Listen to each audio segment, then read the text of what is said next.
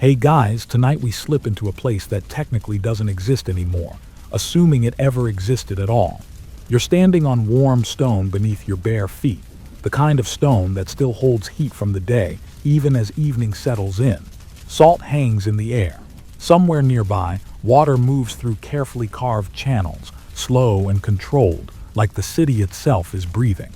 This is Atlantis, at least as it's been handed down to you. And before you get too comfortable here, it's worth saying the quiet part out loud. You probably wouldn't survive this place for very long. Not because it's violent or cruel at first, but because it's confident, rich, and absolutely convinced it knows better than everyone else. So before you get comfortable, take a moment to like the video and subscribe.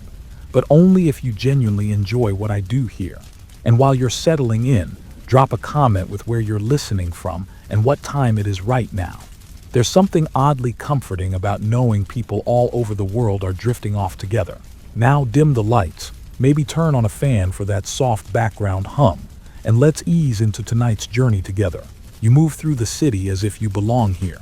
Wide avenues curve instead of cutting straight, guiding you gently rather than forcing direction. Water is everywhere: moats, canals, circular harbors. So much water that the land itself feels borrowed, temporarily permitted to exist. The buildings aren't jagged or towering.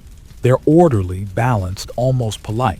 This isn't a city that screams for attention. It assumes attention will come to it naturally. Atlantis enters history through a surprisingly casual doorway. There's no dramatic discovery, no crumbling ruins pulled from the sand. Instead, you find it in a conversation written down over 2,000 years ago.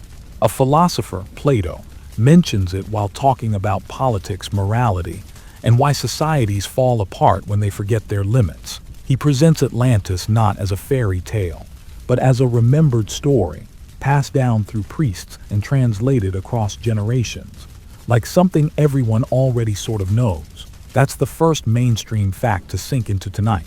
Atlantis appears only in Plato's works, specifically 2 dialogues, and nowhere else in ancient literature. No earlier historian confirms it. No contemporary traveler mentions visiting it. Historians still argue whether Plato was recording a real event or inventing the ultimate cautionary tale, dressed up as history so people would actually listen. As you wander, the city feels unreal in the way luxury often does. Everything works. Food arrives on time. Water flows where it's supposed to. There's no visible poverty here, no obvious struggle. And that's where the trouble begins. Atlantis is described as absurdly rich, so rich that gold is treated almost casually, like decorative trim rather than treasure.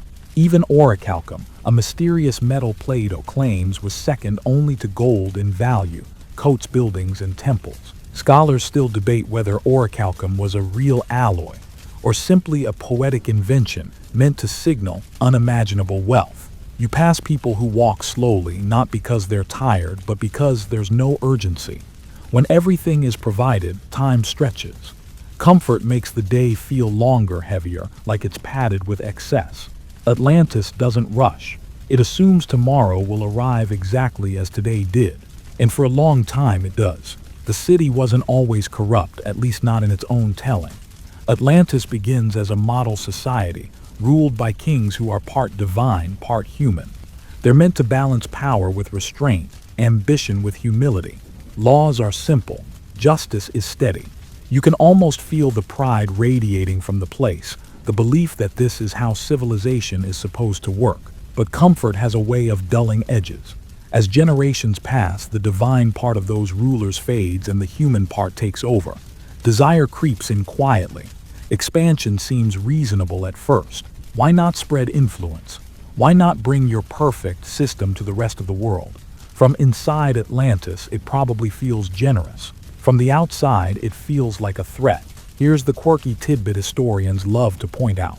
Plato places Atlantis beyond the Pillars of Hercules, what we now call the Strait of Gibraltar. That detail alone has fueled centuries of wild theories, from sunken continents in the Atlantic to advanced civilizations hiding under Antarctic ice. The geography is just specific enough to feel real, and just vague enough to invite obsession.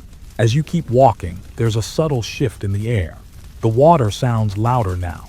Not aggressive, just more present, as if reminding the city who really controls things here. Atlantis was engineered with incredible precision, but it's still surrounded by the sea, still dependent on forces it can't command. Historians still argue whether the story reflects real ancient disasters, like massive earthquakes or floods remembered and exaggerated over time, or whether it's purely symbolic, a warning wrapped in spectacle. What's fascinating is how familiar it all feels. A powerful society, advanced infrastructure, a belief in moral superiority, a gradual slide from balance into excess. You don't need to squint very hard to see echoes of other civilizations, other moments in history where success quietly turned into overconfidence. You pause near the harbor, watching water lap against stone that looks permanent but is. The people here don't see the end coming. Why would they? Atlantis hasn't fallen yet. Right now, it's still flawless in its own mind, still glowing with the certainty that it will last forever. And that's the most dangerous moment any civilization can reach. You don't hear about Atlantis through a shouted announcement or a dramatic proclamation carved into stone. Instead, it reaches you the way so many dangerous ideas do, quietly, through someone intelligent who sounds very reasonable. Plato doesn't introduce Atlantis like a myth. He introduces it like background information, the kind of thing you mention while making a much larger point. You're listening to a discussion about justice, about what makes a society good or rotten, and suddenly there it is, slipped into the conversation as if it's always been waiting for you. You're told the story comes from Egyptian priests, filtered through Greek travelers, then passed down to Plato himself. That chain of storytelling feels solid at first. After all, Egypt was ancient even by Greek standards. If anyone remembered lost civilizations, surely it would be them. This is how the hook sets. Atlantis doesn't feel invented, it feels inherited. Plato places the story roughly 9,000 years before his own time, which immediately raises an eyebrow. That pushes Atlantis far earlier than any known advanced civilization, long before the pyramids, long before written history as we understand it. Historians still argue whether that number was meant literally, symbolically, or simply misunderstood through translation. Some scholars believe Egyptian priests counted years differently, possibly meaning months instead of solar years. Others think Plato deliberately exaggerated the timeline to push Atlantis into a mythic, unreachable past. Either way, you're now standing in a time period that can't be checked, verified, or neatly disproven. And that's convenient. As you imagine Plato speaking, you realize he isn't excited about Atlantis. He isn't wide-eyed or nostalgic. His tone is measured, almost detached. That's important. Atlantis isn't the hero of the story, it's the example, the contrast. The "this is what happens when things go wrong" illustration. Athens, idealized, disciplined, modest, is the quiet counterweight meant to expose Atlantis's flaws. Here's a mainstream historical fact woven gently into the moment. Plato used dialogues as teaching tools, not historical records.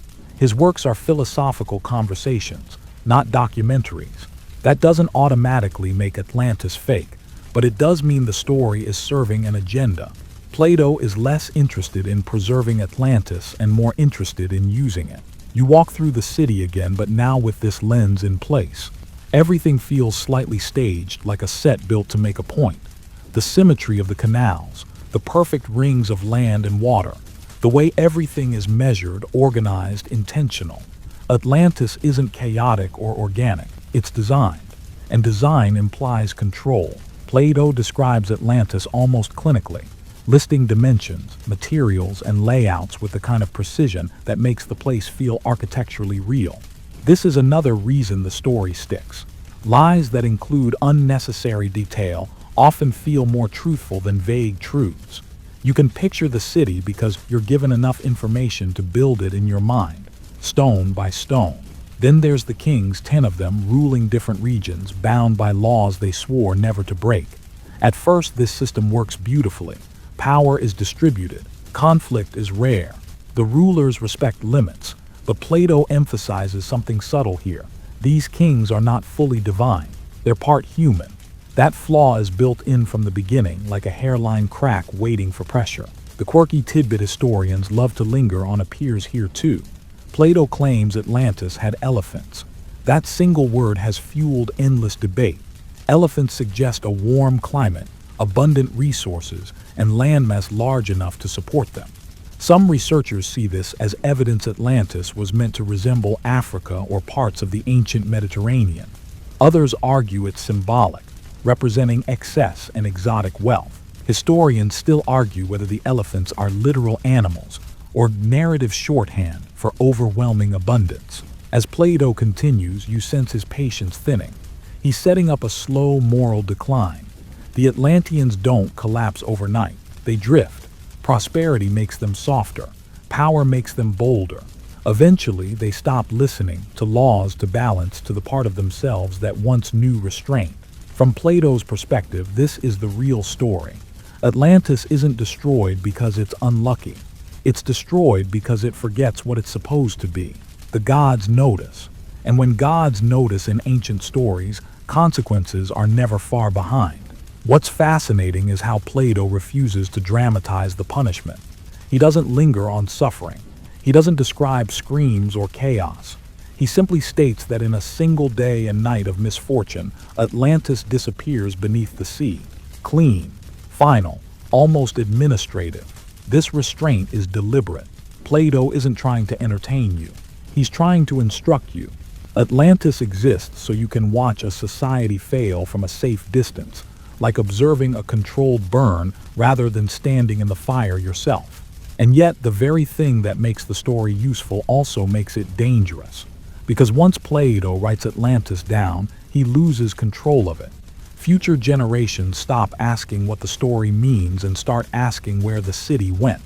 The moral lesson fades. The treasure hunt begins. You feel that shift happening even now. As you stand in Plato's words, your mind starts scanning maps, imagining coastlines, wondering what might lie underwater. Plato likely never intended that. For him, Atlantis was a warning label, not a destination. Historians still argue whether Plato expected his audience to believe Atlantis was real. Some think his listeners would have recognized it as allegory immediately, nodding along without confusion. Others believe he intentionally blurred the line, knowing that a story that feels real sticks harder than one that announces itself as fiction. As the city glows quietly around you, one truth becomes unavoidable. Atlantis survives not because of evidence, but because of ambiguity. Plato left just enough room for belief, just enough detail to haunt the imagination, just enough authority to keep people guessing for over 2,000 years. And you're still guessing now, even as the water continues its patient, rhythmic movement around the city, calm, waiting, and entirely unconcerned with human certainty. You start to notice something important as you spend more time inside Atlantis. It isn't loud. It isn't chaotic. It doesn't feel dangerous yet. It feels impressive, almost too impressive. This is the version of society that looks incredible on paper, the kind of place that would dominate a brochure or a late-night documentary voiceover promising answers to everything. Atlantis is orderly, symmetrical, and meticulously planned, like someone tried to design perfection instead of letting it grow naturally. You walk along one of the circular canals, watching water glide past polished stone. The city is arranged in rings, land, water, radiating outward from a central island. It's beautiful but also rigid. Nothing here is accidental. Every bridge, every harbor, every district has been measured and assigned. Even movement feels regulated, as if the city expects you to behave properly just by existing inside it. Plato describes Atlantis as technologically advanced for its time, with complex irrigation systems, massive docks, and walls lined with metal. That's the mainstream historical detail tucked into this moment. The ancient Greeks were deeply impressed by engineering, especially systems that controlled water. To them, mastery over water symbolized intelligence, discipline, and power. Atlantis isn't just rich, it's competent. And competence is seductive. You can feel how easy it would be to trust a place like this. Food arrives reliably. Trade flows smoothly. The military is strong but orderly. Nothing feels unstable. From the inside, Atlantis doesn't look like a future ruin. It looks like the end of history, the final version of civilization that figured everything out. But perfection has a strange side effect. It removes friction. When life is too smooth, you stop noticing the systems that keep it running. Gratitude fades. Vigilance relaxes. People stop asking why things work and start assuming they always will. Plato emphasizes that Atlantis didn't collapse because of ignorance. It collapsed despite intelligence. The people here are educated. Their rulers are trained. Their laws are established. That's what makes the downfall unsettling. This isn't a cautionary tale about stupidity. It's a cautionary tale about confidence. Here's a quirky detail that often gets overlooked. Plato notes that Atlantis had an abundance of fresh water springs, both hot and cold. That detail sounds minor, almost decorative, but it mattered deeply in the ancient world. Hot springs implied luxury, healing, even divine favor. Cold springs meant clean drinking water and agricultural stability. Atlantis isn't scraping by. It's overflowing with natural advantages. Historians still argue whether these descriptions reflect a real place with geothermal activity, like parts of the Mediterranean, or whether Plato is stacking symbols of prosperity on top of each other to make a point. Either way, the message is clear. Atlantis had no excuse to fail. As you move deeper into the city, you notice how identity here is tied to success. People don't talk about survival. They talk about expansion, influence, legacy. When basic needs are fully met, ambition turns outward. Atlantis doesn't ask how to live well anymore. It asks how to grow bigger. This is where the perfect society starts to crack. The laws of Atlantis were originally designed to limit power, to keep rulers humble. Over time, those limits become inconvenient. Not broken outright, at least not at first, but bent, reinterpreted, quietly adjusted. The city still calls itself just. It still believes in order. But the definition of those words starts to drift. You can almost feel the shift in tone. Pride replaces gratitude. Certainty replaces reflection. Atlantis stops seeing itself as a civilization and starts seeing itself as the civilization. Others aren't different, they're inferior. Historians still argue whether Plato was indirectly criticizing Athens through Atlantis, using a fictional enemy to highlight real political anxieties of his time. Athens had recently experienced war, imperial overreach, and moral debate. Atlantis may have been a mirror held at a safe distance, reflecting what happens when power forgets restraint. The city remains beautiful, though, that's the trick. Decline doesn't announce itself with decay. Buildings still shine, markets still bustle, festivals still happen. From the outside, Atlantis looks like success perfected. From the inside, something quieter is happening, a slow erosion of balance. You pause near a temple, its walls gleaming with metal that catches the light just enough to feel indulgent. Wealth here isn't hidden, it's displayed. And display invites comparison. Comparison invites competition. Competition invites excess. This is the dangerous phase, the one most civilizations never notice until it's already passed. Atlantis hasn't fallen. It hasn't even stumbled. It's simply leaning too far into its own reflection, admiring itself without realizing how heavy it's become. The water keeps flowing through the canals, patient and unbothered. It doesn't judge. It doesn't warn. It just waits. And you begin to understand something unsettling. The most convincing version of Atlantis isn't a lost city. It's a mindset, a belief that structure equals virtue, that success equals safety, and that nothing this well-designed could ever truly fail.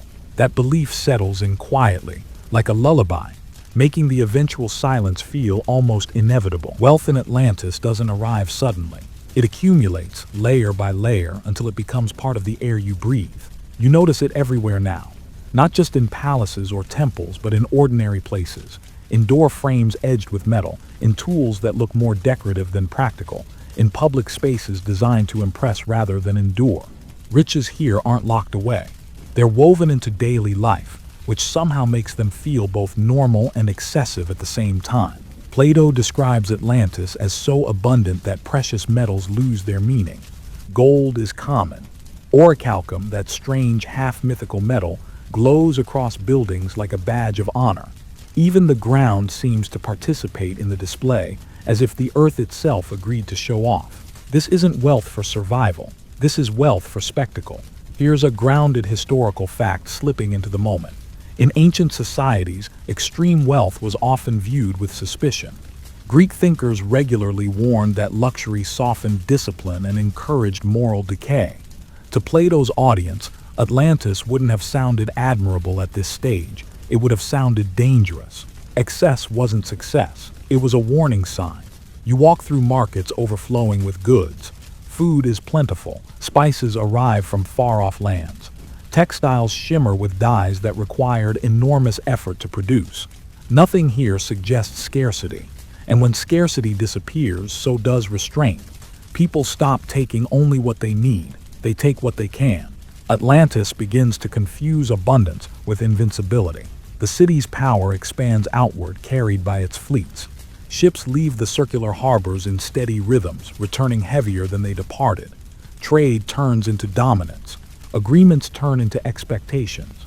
Before long, Atlantis isn't just wealthy, it's influential, and influence has weight. Other regions bend, sometimes willingly, sometimes not. Historians still argue whether Plato was referencing real imperial behavior familiar to his audience.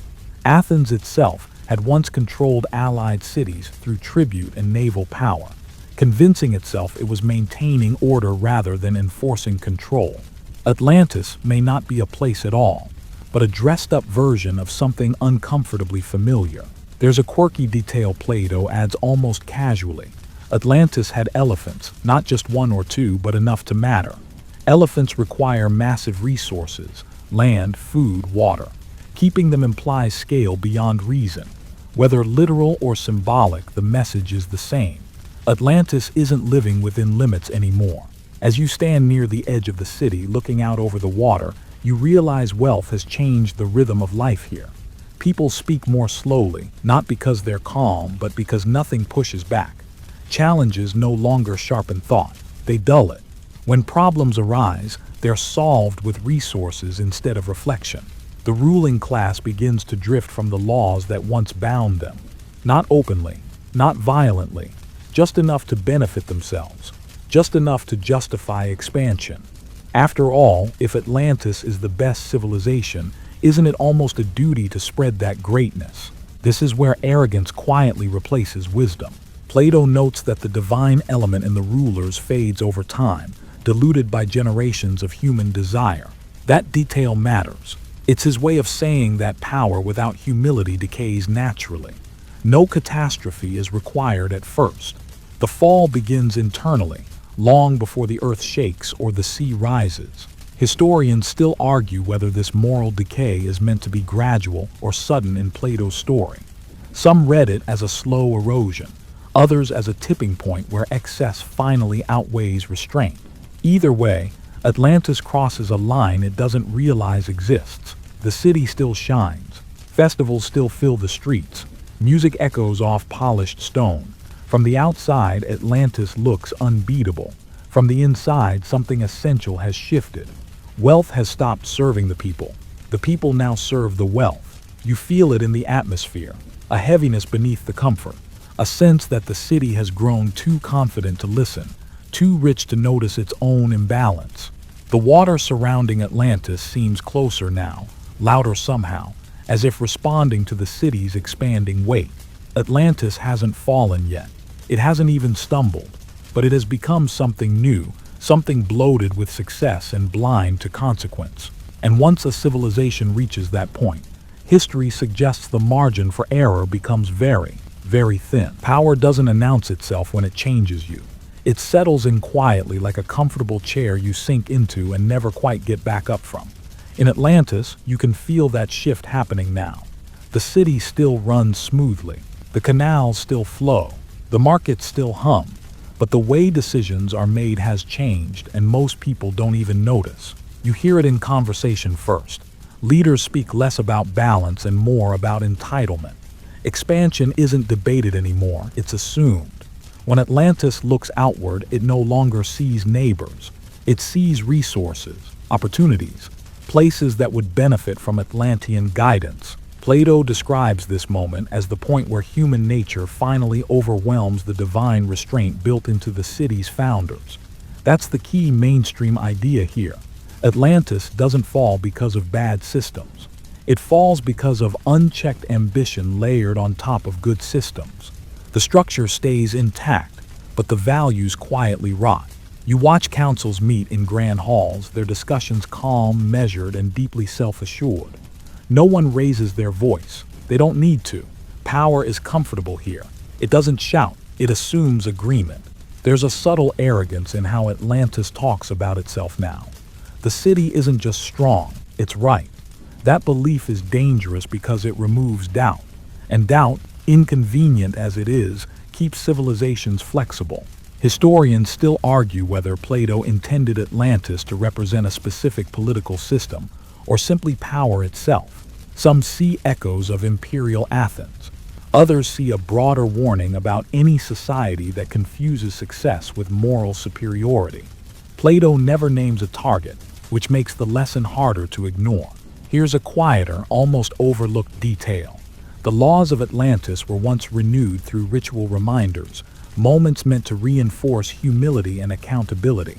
Over time, those rituals become formalities, words repeated without weight, promises spoken without reflection. Tradition survives, but meaning leaks out.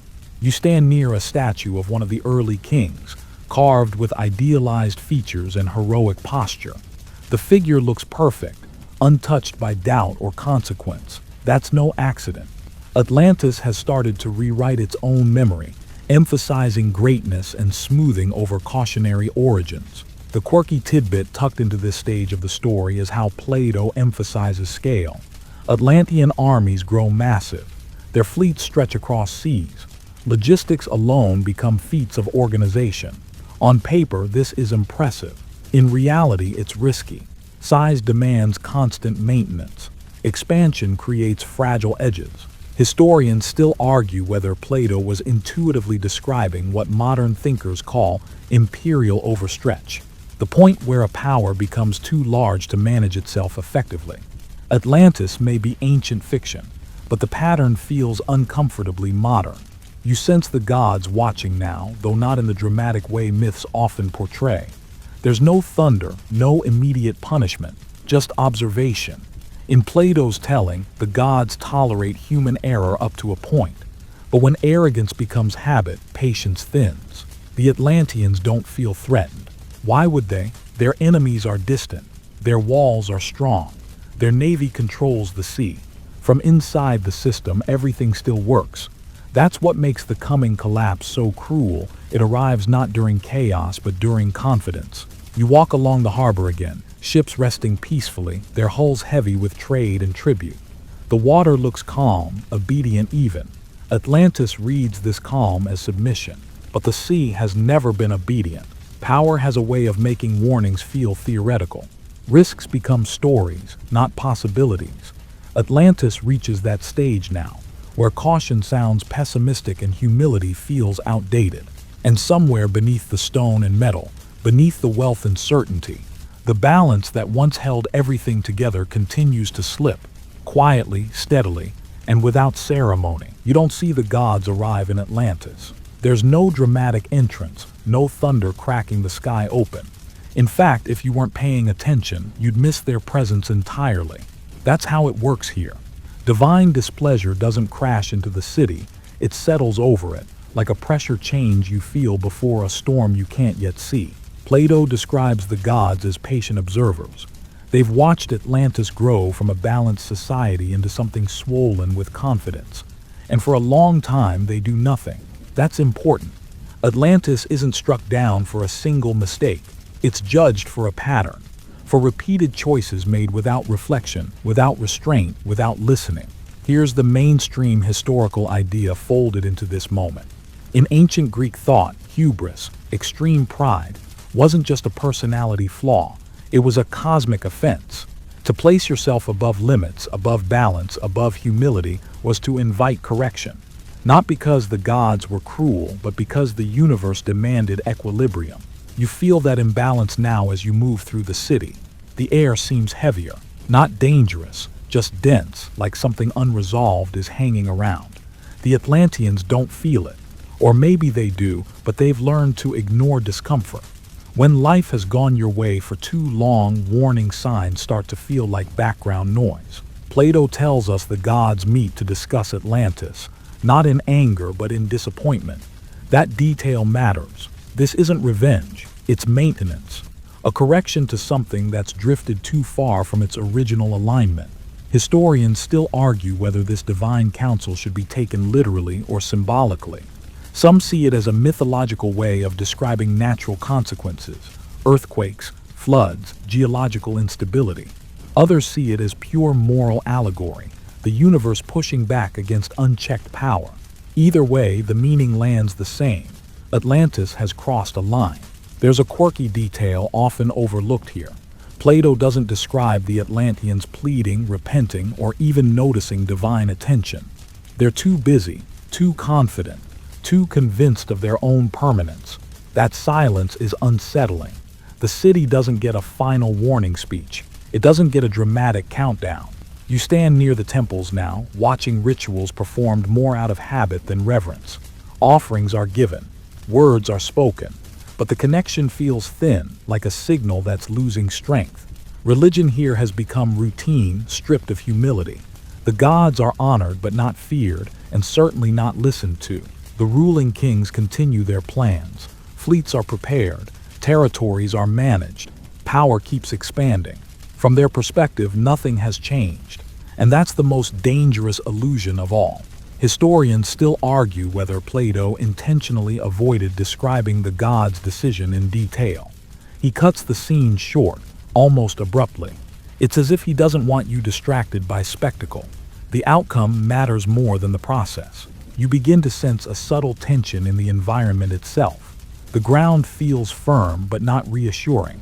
The water sounds different now, less decorative, more present. Atlantis was built with mastery over nature, but mastery is not ownership. Control works until it doesn't. This is the moment right before consequence. The breath held before the fall. Atlantis is still standing, still shining, still confident. But the gods have noticed.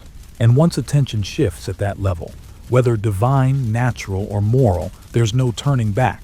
Correction doesn't negotiate, it simply arrives. The city continues its routines, unaware that patience has run out. That balance is about to be restored in the only way left, quietly, completely, and all at once. The night Atlantis ends doesn't feel special at first. There's no ominous red sky, no collective sense of doom running through the streets. You're there as evening settles in the same way it always does, with lamps flickering on and voices softening as the city eases into rest. The sea looks calm. The air is still. If anything, it feels peaceful, almost generous. That's how it starts. Plato says it happens in a single day and night, which is both terrifying and oddly restrained. No long siege, no gradual evacuation, just a sudden failure of everything the city depended on. The ground trembles, not violently at first, but insistently, like a warning knock that no one answers. Buildings shudder. Water in the canals begins to ripple in unfamiliar patterns. Here's the grounded historical fact threading through this moment. The Mediterranean region is one of the most seismically active areas in the world. Earthquakes, tsunamis, and volcanic eruptions were very real threats to ancient coastal societies. Plato's description aligns closely with what we now know about sudden geological disasters, even if he didn't have the language for them. You feel the first real shock under your feet, sharp enough to steal balance. Stone cracks. Not everywhere, just enough to make the city feel suddenly fragile. The canals, once symbols of control, turn unpredictable. Water sloshes where it shouldn't. The sea begins to pull back from the harbor, exposing wet ground that was never meant to be seen. That moment, the sea retreating, is the one people remember in survivor stories from real tsunamis. It looks almost curious, almost harmless, and then it comes back. Plato doesn't describe the wave in detail, but you don't need him to. You hear it before you see it. A low, building roar that doesn't sound angry so much as final. The water rushes through the very systems Atlantis designed to manage it. Canals become highways for destruction. Rings of water turn into traps. The quirky tidbit historians often point out here is how efficient the collapse sounds. There's no drawn-out chaos in Plato's telling. Atlantis doesn't burn. It doesn't fragment. It sinks, cleanly, as if the earth simply decides it's done supporting this weight. You struggle to stay upright as the ground splits, swallowing streets that once felt eternal. Metal-lined walls twist, temples tilt. All that wealth, all that precision, offers no protection now. The systems that made Atlantis powerful amplify the damage, funneling water exactly where it can do the most harm. Historians still argue whether Plato condensed multiple disasters into a single dramatic moment for narrative clarity. Real collapses often unfold over hours or days, but memory compresses trauma. Stories simplify. What matters is the outcome. Atlantis is overwhelmed faster than it can react. There's no heroic last stand here, no final speech. The kings don't rally the people. Power, which once felt so solid, becomes irrelevant in seconds. Status dissolves, wealth sinks, control vanishes. You notice something chillingly quiet in Plato's account. He doesn't describe bodies. He doesn't dwell on suffering. He treats the destruction almost abstractly, as if to say the details don't matter. The lesson does. By morning, if mourning even makes sense after such a night, Atlantis is gone, not ruined. Gone. Where towers stood, there's water. Where harbors thrived, there's churned sea and mud. Plato claims the area becomes unnavigable, clogged with silt, as if the ocean itself wants to erase the memory. You float for a moment in the aftermath, surrounded by silence where a city once breathed. The sea settles quickly. Nature doesn't linger. It corrects and moves on. Atlantis ends not with drama, but with absence. And absence is harder to argue with. There's nothing left to conquer, nothing left to rebuild. Just a story, already starting to drift away from reality and into legend. That's the most unsettling part. The greatest city anyone ever imagined doesn't leave ruins. It leaves questions. And questions, once released, don't sink nearly as easily. The silence after Atlantis is almost louder than the destruction itself. You expect wreckage, survivors calling out, some trace of the life that filled the city only hours ago. Instead, there's water where streets used to be, and a strange stillness that settles in once the sea finishes rearranging the land. The ocean doesn't mourn, it smooths. Plato tells us the area becomes muddy and impassable, a detail that feels oddly specific. Ships can't sail there anymore, trade routes adjust. The world quietly roots around the absence. This is the mainstream historical reality of disaster zones in the ancient world. When geography changed suddenly, people adapted by avoiding it, not investigating it. There were no deep-sea dives, no recovery missions. What vanished stayed vanished. If anyone survives Atlantis, Plato doesn't say. That omission is telling. Survivors would complicate the lesson. They tell stories. They'd introduce hope, blame, or continuity. Plato seems uninterested in all of that. Atlantis isn't meant to live on through people. It's meant to live on as an example. You imagine a fisherman years later, steering clear of unfamiliar waters, hearing rumors about a place where the sea behaves strangely.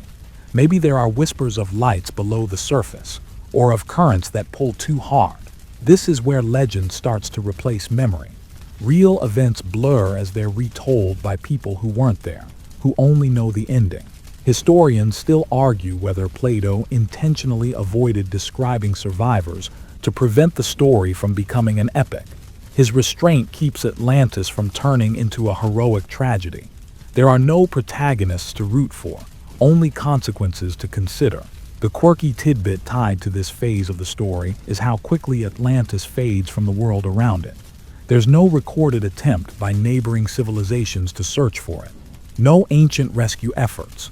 That suggests either Atlantis was always symbolic, or that its disappearance was so complete, so disruptive, that people chose to look away rather than confront it. You drift further into the aftermath and time stretches.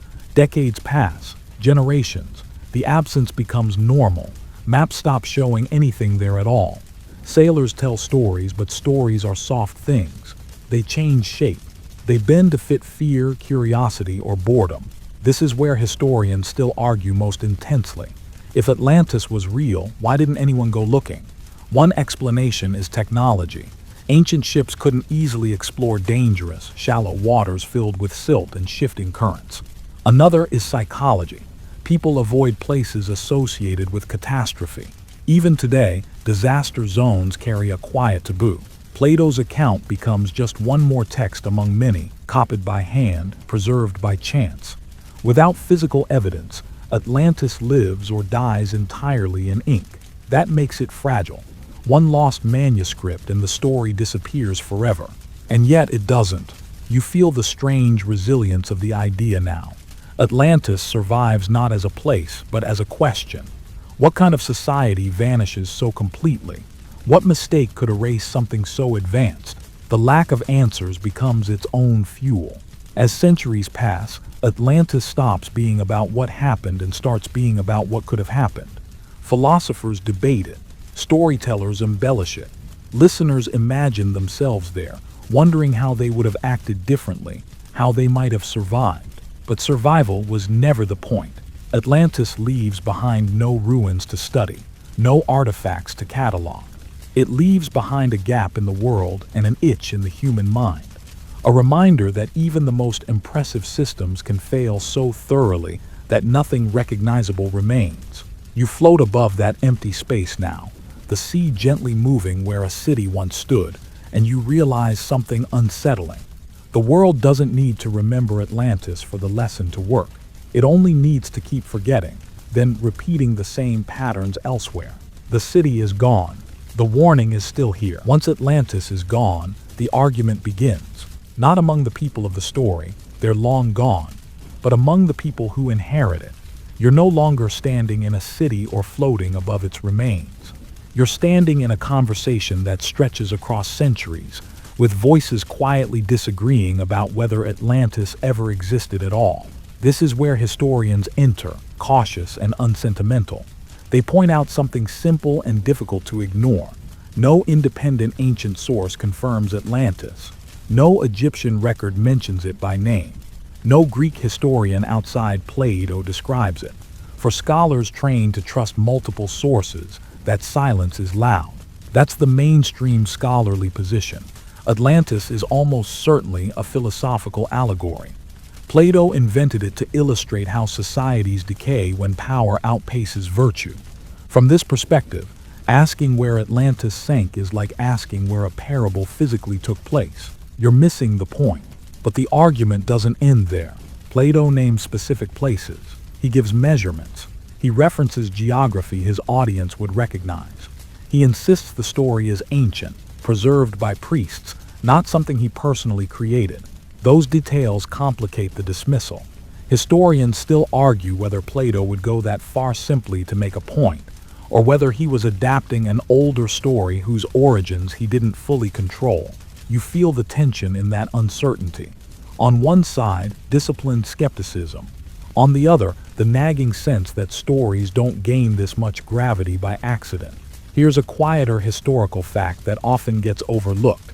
Ancient thinkers didn't separate myth and history the way modern scholars do. A story could be meaningful, instructive, and partially true all at once. Plato may not have seen a contradiction in telling a story that was both morally useful and loosely rooted in real events. The quirky detail that keeps the debate alive is Plato's confidence. He doesn't hedge. He doesn't say, "Imagine a city like this." He says it existed. That tone has persuaded generations of readers to keep digging, to keep wondering whether something tangible once inspired the story. Historians still argue whether Plato expected literal belief or thoughtful reflection. Some suggest his audience would have understood the exaggeration, recognizing Atlantis as a narrative device. Others think he deliberately blurred the line, knowing that belief makes lessons stick harder. You step back and watch the debate unfold like a slow-moving tide. Every few centuries, someone rediscovers Atlantis and tries to pin it to a map. When that fails, the idea recedes, only to return later, reshaped by new tools, new theories, and new anxieties. What's striking is how Atlantis refuses to stay buried even when scholars agree it should be. The story keeps resurfacing because it answers something emotional rather than factual. It speaks to a fear most civilizations share. That success contains the seed of its own destruction. You notice how often Atlantis appears during times of change, renaissances, revolutions, technological leaps. Whenever people worry about progress moving too fast, the story floats back up. A reminder, a warning, a mirror. The absence of proof becomes part of the allure. If Atlantis were found tomorrow, mapped and cataloged, it would lose some of its power. It would become a historical footnote instead of a question mark. Mystery gives it oxygen. As you stand inside this long-running argument, you realize something calming. Whether Atlantis was real or not almost doesn't matter anymore. The story has outlived the need for evidence. It's been doing its job for over 2,000 years, making people pause, reflect, and wonder whether their own world might be leaning too far in the wrong direction. Atlantis survives because doubt keeps it alive. Certainty would end it. And so the debate continues, not loudly, not urgently, but persistently, like water moving over stone, reshaping thought a little at a time. You might be surprised to learn that Atlantis isn't just floating in Plato's texts. It has a geological fan club now. Long after philosophers debated, explorers and scientists began connecting Atlantis to real-world disasters. One of the most famous candidates is the island of Santorini, also known as Thera. Picture it. A volcanic island in the Aegean Sea, cliffs rising sharply from turquoise waters, tiny settlements clinging to narrow ledges. Around 1600 BCE, the island's volcano exploded with unimaginable force, sending tsunamis across the Mediterranean and burying cities under ash. This is the mainstream historical fact slipping into the story. The Minoan civilization on Crete and nearby islands suffered immense disruption around the same time Plato sets Atlantis, destruction. Archaeologists see evidence of sudden flooding, building collapses, and ash layers. Some scholars argue these events could have inspired the Atlantis legend. Historians still debate whether Plato knew about any such catastrophe or whether he merely fictionalized it. You wander the imagined streets again, now overlaying the sounds of ash clouds and distant eruptions on the calm canals. The contrast is surreal. A city so confident in its engineering suddenly dwarfed by natural forces. The water that once seemed obedient now moves with a rage that no canal can restrain.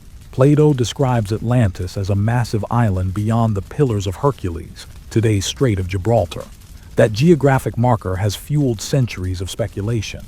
Could Atlantis be somewhere in the Atlantic Ocean, off the coast of Spain, perhaps near the Caribbean?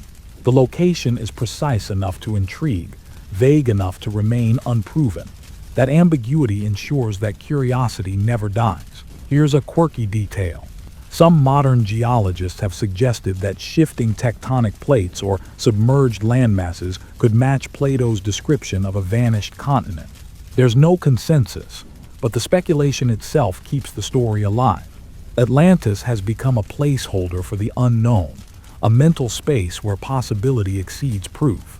Historians still argue whether linking Santorini to Atlantis is sound scholarship or wishful thinking. The timing is tantalizing, but the geography isn't exact. And yet, the parallels are too striking to ignore. A wealthy society, advanced engineering, sudden natural catastrophe. In a way, it almost fits too well. You can imagine the Atlanteans' perspective if any had survived. One moment, life is controlled, structured, secure. The next, the earth shakes, the sea rises, smoke fills the sky. All their meticulous planning proves irrelevant. Even mastery over water cannot withstand the raw force of geology. The psychological effect on later generations is equally fascinating. Atlantis shifts from being a moral allegory to a potential real-world warning. People start looking at earthquakes, volcanoes, and tsunamis not as isolated events, but as proof that even the greatest cities are fragile. The story changes from, "This is a lesson in morality," to "This is a lesson in survival." And that's the brilliance of the Santorini theory. It merges myth with possibility. Atlantis becomes a puzzle, a bridge between imagination and reality, urging you to wonder whether natural forces have always had the final word, no matter how confident humanity becomes. As you drift along these imagined canals once more, you realize Atlantis' story has expanded. It's no longer just Plato's cautionary tale. It's a global meditation on human ambition, environmental unpredictability, and the thin line between mastery and vulnerability. Even now, thousands of years later, the roar of a distant volcano echoes in the quiet of the story, reminding you that nature doesn't negotiate, it simply moves. Even after Plato's words are written and Santorini erupts in scientific imagination, Atlantis refuses to stay in one place. Maps over centuries attempt to pin it down, relocating the lost city wherever human curiosity runs strongest. Some put it near the Azores, in the middle of the Atlantic. Others imagine it somewhere beneath the Caribbean waves, or along the coast of Spain or Morocco. Each new location comes with its own supporting evidence, drawn from legends, geology, or pure speculation. Here's the historical fact folded gently into the story. The repeated relocation of Atlantis is an early example of how myths evolve to suit cultural desires. People across Europe and the Americas have tried to claim the story, aligning it with their own geography to make it real. That process, historians still argue, tells us more about human psychology than about the supposed civilization itself. You wander through the city in your mind again, imagining it stretched across whichever ocean the mapmakers decide it should inhabit. The canals still flow, the harbors still bustle, the gold still gleams under the sun, wherever that sun might be. And yet, this city is always disappearing just as quickly as it appears, reshaped by maps and imagination. The quirky tidbit here is that in the 19th and early 20th centuries, explorers actually organized expeditions to find Atlantis. Submarines, sonar equipment, divers searching for stone foundations on the ocean floor. None of them succeeded. None of them even got close. And yet, each failure reinforced the legend rather than disproving it. A city that can't be found is a city that can't die. Historians still argue whether these expeditions were taken seriously by the scientific community, or whether they were little more than publicity stunts fueled by curiosity and wishful thinking. Either way, the pattern is clear. Humans are irresistibly drawn to the idea of a lost paradise, a place that contains answers, treasures, or hidden wisdom. Atlantis satisfies that craving like nothing else. You notice how the idea of Atlantis changes with every culture that claims it. In one version, it's technologically advanced, like an ancient utopia. In another, it's moralistic, a warning of pride and excess. Sometimes it's underwater in the Atlantic. Sometimes it's buried in desert sands. The city becomes a mirror reflecting what people fear or desire most. The story refuses to be static. It drifts like water over sand, reshaping itself in the imagination of whoever listens. And in doing so, Atlantis accomplishes something the real world rarely allows: immortality. You sense that even in this endless migration, there's a subtle warning. Each relocation of Atlantis carries the same lesson Plato intended. It's a city that becomes too confident, too self-assured, too reliant on what it has, and the consequences are inevitable, no matter where you imagine it to be. And that's the brilliance of a myth that travels across maps, cultures, and centuries. It keeps teaching, even when no city remains. After centuries of drifting across maps and oceans, Atlantis refuses to be forgotten. Even during the so-called Dark Ages, when much of Europe was struggling to survive and literacy was limited, monks and scribes kept the story alive.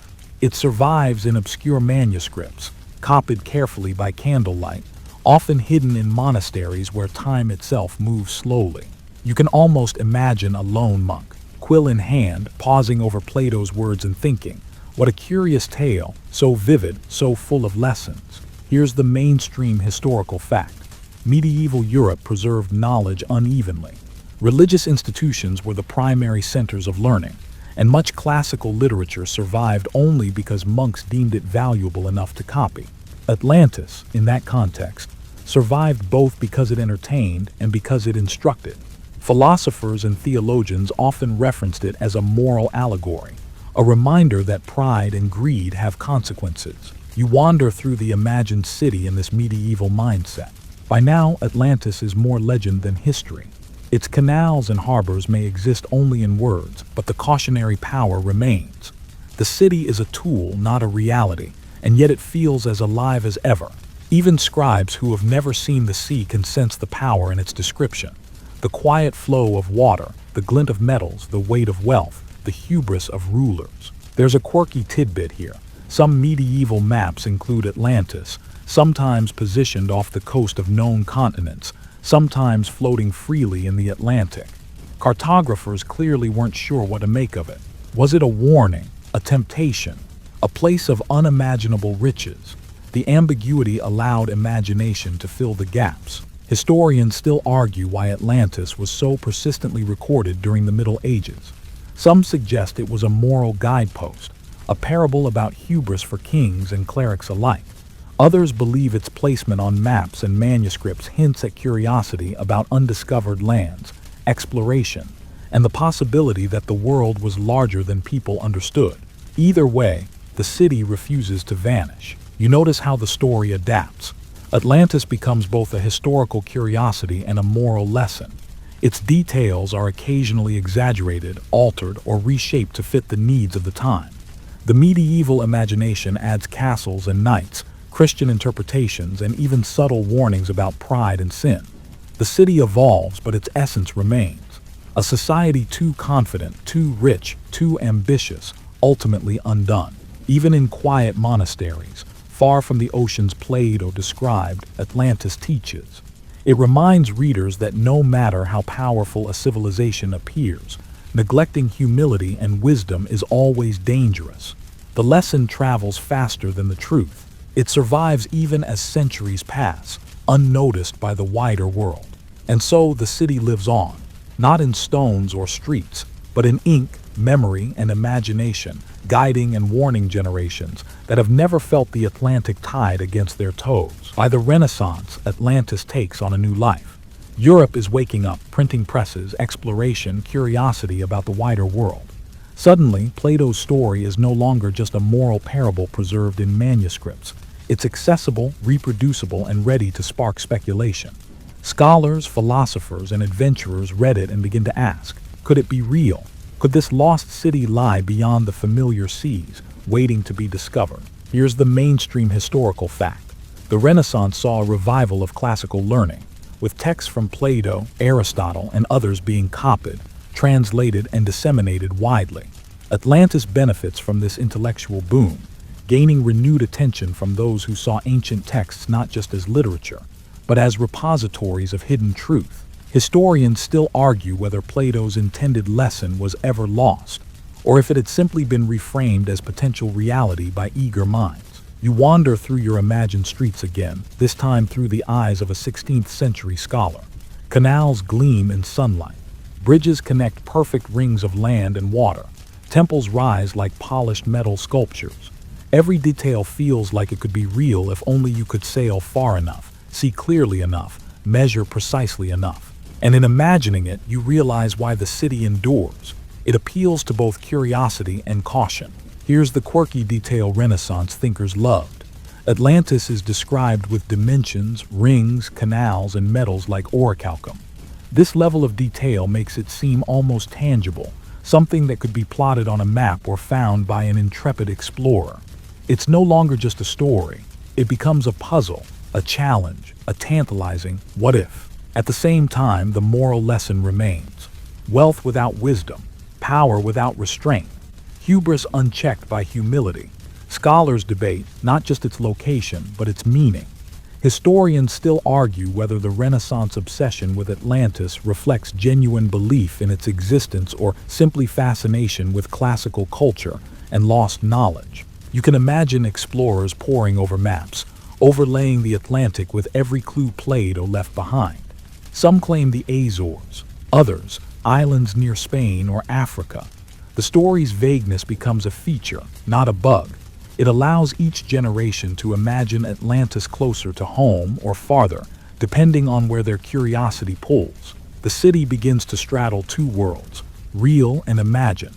Its canals, walls, and harbors exist in your mind as vividly as they do on paper. And that duality gives Atlantis an uncanny endurance.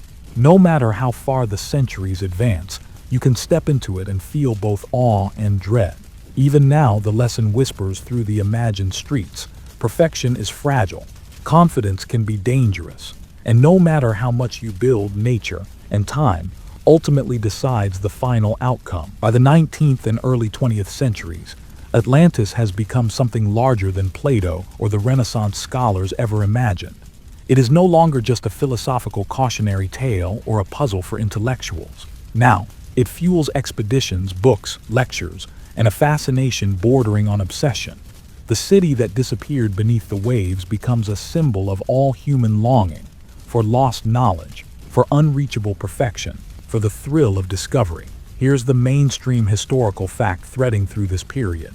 Interest in Atlantis surged alongside advances in archaeology, geology, and oceanography. People were exploring ancient ruins, deciphering hieroglyphics, and mapping coastlines with unprecedented precision. Atlantis became a canvas onto which explorers projected their hopes, mistakes, and dreams. Historians still argue whether this obsession reflects genuine belief or simply the human desire to fill unknown spaces with stories. You imagine the city once more, floating in your mind's eye, but now with the lens of modern curiosity. Canals gleam under imagined sunlight, and bridges arch gracefully over calm water, yet the city has taken on a mysterious, almost untouchable quality. Each imagined street echoes with possibility, the chance that somewhere, somehow, it might still exist, hidden from view. The quirky detail during this era is the number of pseudoscientific theories that arise. Some claim Atlantis was a technologically advanced civilization, even more advanced than the modern world. Others insist it was a spiritually enlightened society, wiped out for moral failure, and some link it to extraterrestrial influence, suggesting Plato merely recorded knowledge passed down from beings beyond Earth.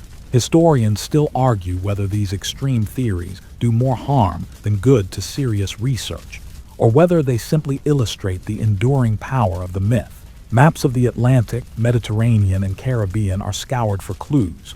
Submerged landmasses are measured, ocean currents are tracked, archaeological methods are applied, but Atlantis remains elusive. Every failure reinforces its legend rather than diminishing it. You can feel the tension in imagining these explorers standing on distant shores, convinced they are close, only to see nothing but waves and shifting sands. Even in imagination, the moral lesson persists. Atlantis is not destroyed by enemies or by human failure alone. It is the product of the combination of hubris, wealth, and complacency. Power that grows unchecked, societies that admire themselves without reflection, systems that become overconfident. These are the seeds of inevitable collapse. By now, you realize Atlantis is less about place and more about pattern. Each century, each culture that reimagines it, adds layers: psychology, morality, geography, and myth. The city survives not in stone or metal, but in the collective imagination, a cautionary mirror that reflects humanity's recurring tendencies. Even as modern science surrounds you with maps and satellites, the lesson remains quietly powerful. Perfection is fragile, and pride can never fully escape consequence. Atlantis continues to teach, not as evidence but as possibility, both beautiful and terrifying. You stand on the edge of the Atlantic in your mind, looking out over a vast, empty horizon where Atlantis might have been. The water is calm now, deceptively so, carrying nothing but a quiet rhythm that has endured for millennia. The city itself no longer exists in any tangible way. It survives entirely as story, idea, and warning. Yet the weight of its absence presses against you, heavier than the calm waters suggest. Plato's story comes full circle here. The narrative has traveled through centuries of debate, imagination, and reinterpretation, yet the core lesson remains. Unchecked pride, wealth without wisdom, and power without restraint inevitably invite disaster. Atlantis's collapse wasn't sudden in the moral sense.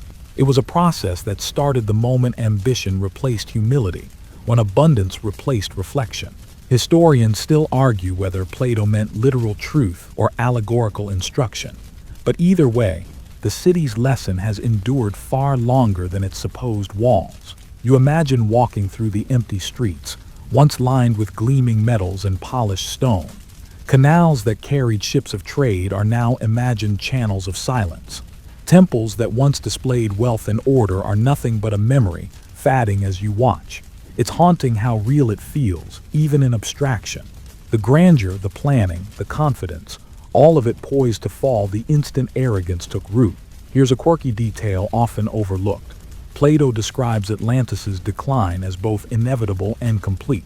He doesn't linger on suffering, doesn't provide epic heroics or prolonged agony. The city vanishes in a single day and night, leaving nothing tangible behind. That clean, almost bureaucratic destruction contrasts sharply with the vivid life that preceded it, making the story feel eerily plausible despite its fantastical elements. You realize that the story has also been a mirror for human imagination. It adapts to the needs of each era. Medieval monks see moral instruction. Renaissance thinkers see exploration. 19th century adventurers see lost technology. And modern readers see lessons in environmental and societal fragility. Atlantis is never static. It is always relevant because it embodies patterns that repeat across time and space. Historians still argue over Atlantis' origin, location, and meaning, but you understand something deeper now. Atlantis' power isn't in its existence. It's in the questions it forces you to ask. What happens when a civilization believes it has mastered everything? How fragile is wealth and power when measured against nature or time? Could modern societies be repeating the same mistakes, oblivious to warning signs? You step back in your imagination and let the city dissolve entirely. Water, sky, and horizon merge into a quiet calm. Atlantis has disappeared from your mind as completely as it disappeared from the world Plato described, but its presence lingers in understanding. The story whispers that no achievement is permanent, no design invincible, and that humility remains humanity's most essential safeguard. And in that realization, you feel both awe and comfort, as if the absence itself is teaching you patience, perspective, and reflection. The quiet, enduring lessons of a city lost yet immortal. Now let your mind drift gently over the waters where Atlantis once stood. Imagine the sun dipping low, casting long, warm shadows over calm, reflective canals. There's no rush here, no urgency, only the soft, constant rhythm of waves lapping at invisible shores. You feel the weight of centuries settle softly around you, and for a moment, everything is quiet, as if time itself has exhaled. Think of the city not as a place you can walk through, but as an idea stretching across centuries, stretching into your imagination. You can picture the temples, the canals, the polished walls, yet everything is softened by distance, by the passage of story and memory. There's no threat, no fear, just the faint echo of lessons meant to be absorbed gently, like a lullaby whispered across generations. Plato's tale, Santorini's echoes, medieval manuscripts, Renaissance maps, they all fold into this quiet tapestry. You can let the details blur together, the water blending with sky, the canals dissolving into endless blue until nothing sharp remains. Even the hubris, the wealth, and the sudden collapse fade, leaving only reflection. The story teaches softly that fragility accompanies greatness, that humility is always needed, and that every civilization, every person, is shaped by forces both seen and unseen. As the final rays of light stretch across the imagined horizon, you feel a sense of closure. Atlantis, though lost, leaves behind understanding, perspective, and a gentle reminder of the impermanence of human endeavor. Let that thought linger, soft and slow, as your body and mind ease into stillness. Allow the quiet to fill you, like a warm, weightless blanket over restless thoughts. And now breathe deeply, sink further into comfort, and let the echoes of the city, its wisdom, and its mystery fade into the calmest corner of your mind. End of script. Sweet dreams.